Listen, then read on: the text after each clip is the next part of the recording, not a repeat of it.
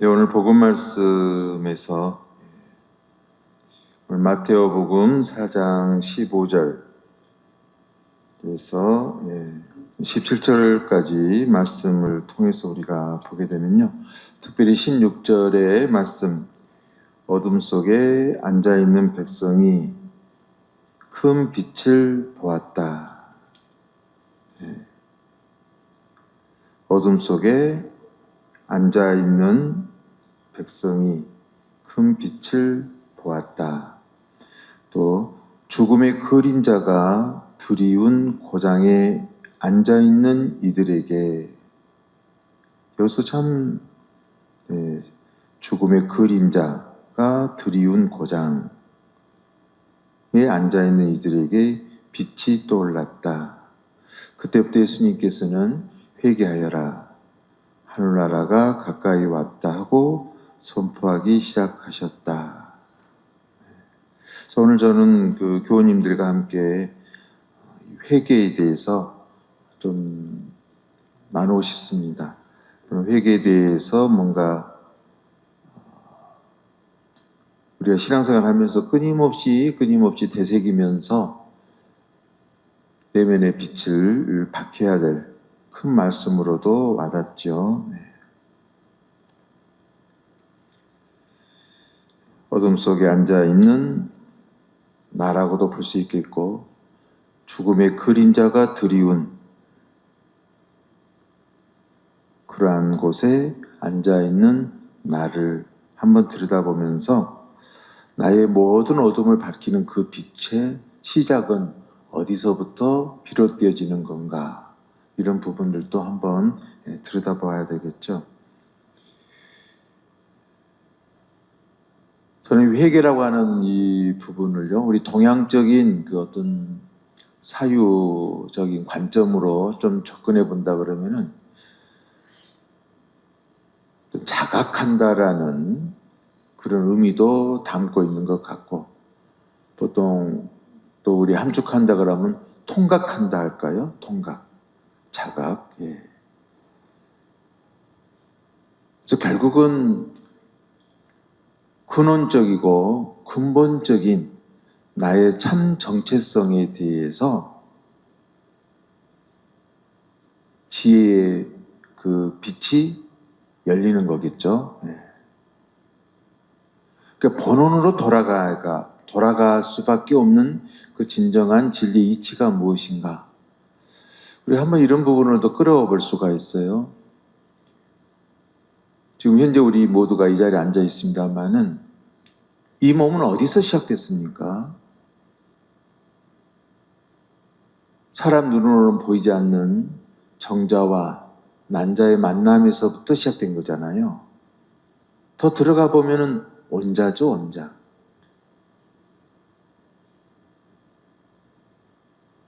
이런 부분에서 우리는 이 몸이 현재 이 자리에 있기까지의 첫 출발점이 어디인 건가? 참 신비하죠, 신비해요. 그 보이지도 않는 그 미세한 원자가 만나서 자라나게 하고, 지금의 모습, 또 앞으로 또 어떻게 이 몸이 변화될 수밖에 없는 그런 여정을 우리가 밟고 있잖아요.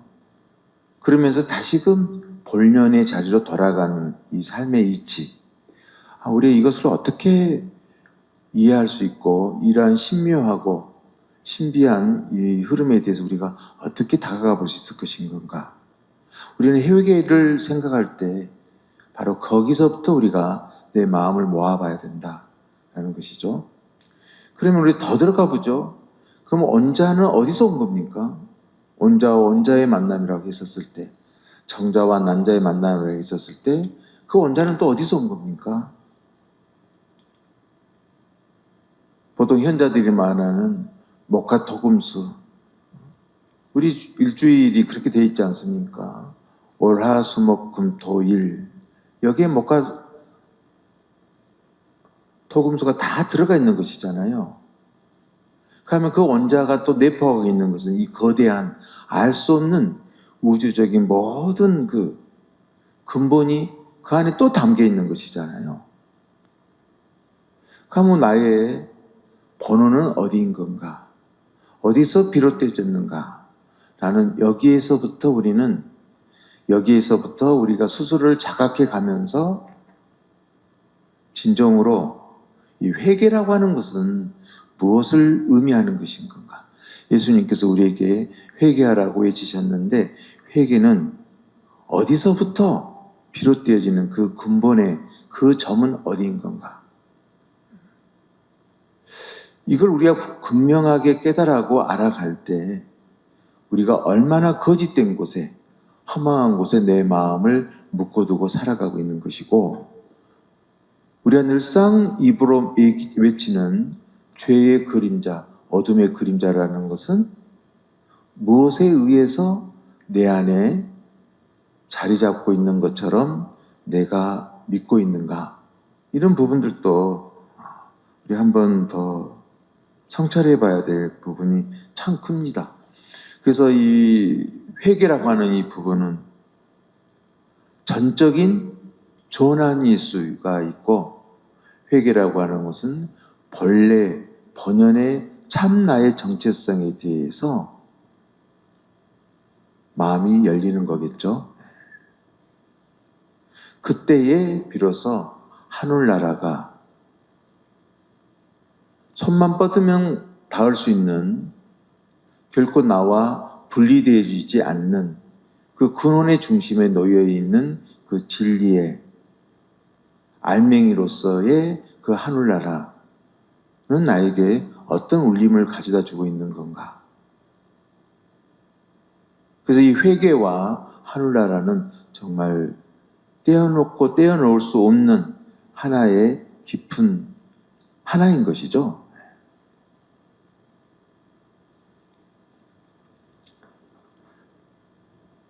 왜 죽음의 그림자가 드리움 고장에 앉아있게 되었는가? 또 어둠 속에 내가 왜 그처럼 앉아있게 되었었는가? 우리가 근원으로 마음의 눈을 돌렸을 때는 있을 수 없는 일이죠. 있을 수 없는 일이죠. 얼마 전에 그 평임미사에서도 그런 나눔을 가졌습니다만은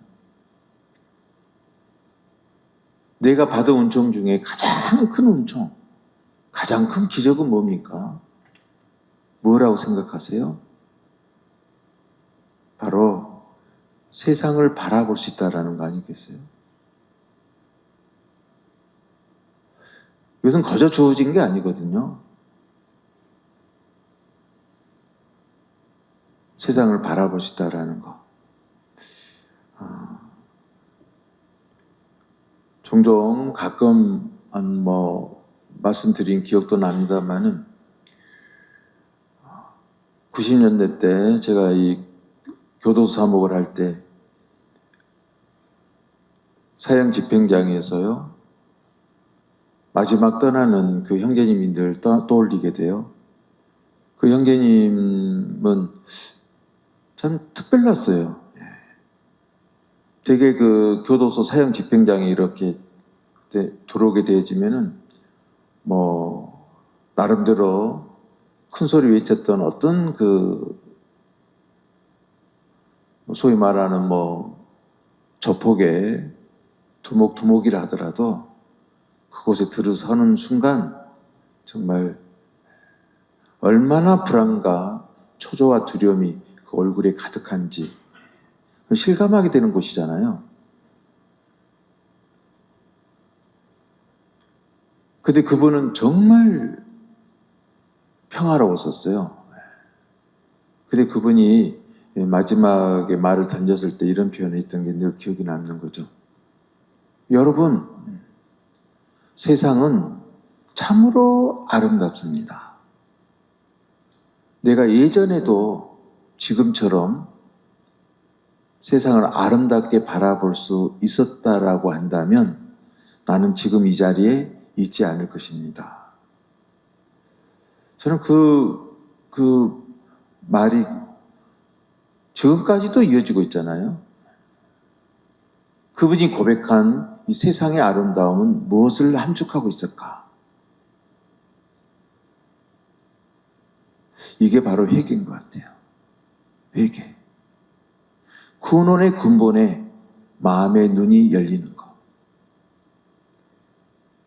내 스스로가 빛으로 존재함을 알아차렸을 때 이 존재가 얼마나 놀라운 빛인가. 이 진리를 깨닫지 못했을 때 우리는 늘 어둠을 붙들려고 하는 거거든요. 그래서 회개라고 하는 것은 바로 그거. 내가 왜 이 땅에 불리움을 받았는가? 내가 왜 존재하게 되었는가? 놀라운 신비죠. 놀라운 신비. 그런 관점에서 사람에게 있어서의 은총과 감사, 기쁨은요, 저 멀리 있는 것이 아니다. 내가 빚어서 만들어내는 그러한 특정한 상황과 처지와 공간이 아니다. 어디 있는 건가? 나의 진정한 정체성은 어디서부터 비롯되어졌는가? 라는 이 진리. 이게 복음이죠. 가장 큰 복음이 바로 거기에 있어요. 저는 가끔 그렇게도 묵상을 해요. 살아있는 이 세상 자연의 이 아름다운 이 복음에, 이 말씀에 눈이 열리지 못하기 때문에 문자의 복음에 우리는 늘 주목하는 거예요. 사도들이 남긴 그 글귀가 왜 중요한 건가? 세상의 아름다움을 너무나 우리가 알지 못하고 있기 때문에 그나마 그걸 통해서 세상의 아름다움을 바라보는 곳으로 가는 거거든요. 정말 살아있는 이 말씀은 하느님 우리에게 빚어주신 자연이고 이 존재거든요. 어찌 우리 스스로를 하느님의 모상으로 그분이 되셨겠어요? 하느님의 모상, 빛 자체신 그분이 우리에게 심어주신 그 빛의 영, 그 진리에 내 마음이 모아졌었을 때 얼마나 변화롭고 이 존재 자체가 기적인가. 이런 부분도 우리가 참 크게 느끼잖아요. 병원 사모 가면서도 늘 느꼈던 것이 그거예요. 가장 큰 행복과 감사가 무엇일까? 가족과 밥상을 마주 대하는 거예요. 이보다 더 큰 행복과 감사가 없다는 것을 참 병원 사모 가면서 배웠거든요. 내가 숨을 쉬고 있다는 거, 그리고 살아있기 때문에 하느님 아버지께 마음을 모아서 기도 올릴 수 있다는 거. 이거 가장 가까운 곳에 있는 이 하늘나라, 하느님의 사랑, 이 자비에 내 마음을 모으는 것. 이보다 더 큰 감사가 없거든요. 근데 우리는 무엇을 늘 쫓아다니는가? 그래서 얼마 전 그 평임미사 일독서에서도 나왔던 내용이죠. 참 이 부분이 저를 크게 울려주었던 그런 말씀이었어요. 사무엘기 상권 24장 15절의 말씀인데, 이 부분은 간략하게 얘기하면 임금 사울이 다윗을 시기해가지고 다윗을 죽이러 다니잖아요. 그렇지만 결국 다윗은 주님의 권능의 손길에 이끌림을 그 뜻 안에 늘 머물면서 오히려 다윗이 사울의 겉옷자락을 자르잖아요. 죽일 수 있는 모든 것이 다 부여됐는데도 그 옷자락을 잘라요. 결국 주님이 기름 부은 그 사울에 대해서 끝까지 기다리면서 하나님께 자비를 구하는 그런 모습이잖아요. 이런 상황에서 다윗이 사울에게 외치는 그런 소리예요. 이스라엘의 임금님께서, 이건 사울을 뜻하겠죠. 이스라엘의 임금님께서 누구 뒤를 쫓아 이렇게 나오셨단 말씀입니까? 누구 뒤를 쫓아. 하나님을 쫓은 것이 아니라 누구 뒤를 쫓아가겠죠. 어떤 이끌림에 나오셨습니까? 임금님께서는 누구 뒤를 쫓아다니십니까? 누구 뒤를 쫓아다니십니까? 던지는 그 여운이 정말 크죠. 뭐 달리 말한다면은 정말 우리는 끝까지 하나님 자비, 그 말씀의 진리 안에 머물러야 하는 존재가 아닙니까? 이런 것도 담고 있는 거겠죠? 그러면서 마지막 던지는 말이 너무 놀라운 말이에요. 임금님께서는 누구 뒤를 쫓아다니십니까? 하면서 죽은 개 한 마리입니까? 아니면 벼룩 한 마리입니까? 이 부분이 저는 굉장히 크게 울려오더라고요. 죽은 개 한 마리. 아무리 개가 용맹스럽고 뛰어난다 하더라도 죽어있는 개, 무슨 의미가 있습니까? 바리새가 됐든 율법학자가 됐든 아무리 지식이 많고 오래된 전통과 전성을 지켜간다고 하더라도 사랑이 없다 그러면 그 죽은 개와 다를 게 뭐가 있겠습니까? 그런 죽은 개를 쫓아다닙니까? 빛이 없는 영혼을 쫓아다니겠어요? 이 말씀은 여러 관점에서 나를 크게 올려주시더라고요. 또 벼룩, 죽어있지 않지만 벼룩이거든요. 정말 작은 벌레잖아요. 인간이 꿈꾸는 그 허황된 꿈이라는 것이 얼마나 덧없는 것입니까? 무엇에 내 감정을 팔아넘기고 어디에 내 스스로를 던지고 있느냐, 이런 부분들도 또 담고 있고 여러 관점에서 묵상케 하는 것이잖아요. 저희들도 한 생을 살아오면서 회개의 초점 바로 이런 거예요. 나는 무엇을 이제껏 쫓아오고 있었는가? 무엇을 쫓아가고자 하고 무엇을 내 스스로가 만들어가고자 하는 건가? 이미 다 그분이 숨쉬는 이 놀라운 존재의 기쁨과 빛을 안겨주셨는데도 그 은총에 감사의 마음을 고백하지 못하고 살아가는 나 자신이 얼마나 어둠의 자리에 앉아 있는 건가. 그래서 회개하라. 이 말씀은 여러 관점에서 정말 묵상이 큽니다. 결국은 우리는 회개에 그러면은 때로는 마음을 비운다라는 그런 일상적인 표현도 쓸 수 있겠죠. 그죠? 우리 그리스도인에게 있어서의 회개는 그리스도의 이름으로 존재하는 그분의 지체라고 하는 것. 이 절대 믿음에 대해서 흔들리져서는 안 되는 것이죠. 그리고 회개는 곧 어떤 나의 정의로 바라봐서는 안 되는 것이죠. 이제는 그리스도의 이름으로 사랑을 실천하고 그리고 그분을 온 믿음으로 따르는 거겠죠. 이 회개라는 이 말씀.